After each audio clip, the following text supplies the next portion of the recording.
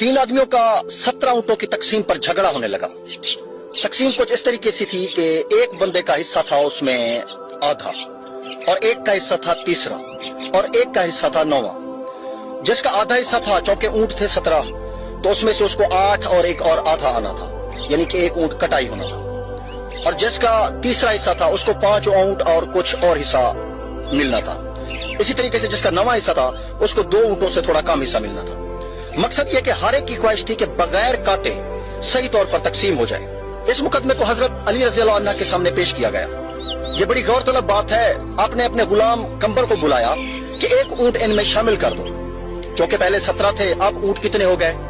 18। अब आपने ये फैसला फरमाया कि पहले आदमी का निस्फ हिस्सा है, यानी कि 18 का आधा 9 ऊंट बनते हैं, वो ले ले। पहले तो 17 ऊंट की आधी तकसीम से उसके में फर्क पड़ रहा था ना। अब जब उन्होंने एक नया ऊंट उसमें कंबर के जरिए मिक्स करवा दिया तो अब आधे ऊंट उसके 9 बनते थे, वो ले गया।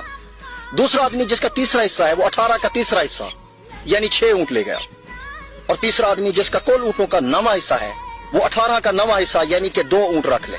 अब अगर आप कैलकुलेशन करें तो पहले वाला 9 ले गया, दूसरे वाला 6 ले गया, और आखिरी 9वें हिस्से वाला 2 ले गया। ये टोटल बनते हैं 17। अब एक ऊंट बच गया, वो कंबर वापस ले गया।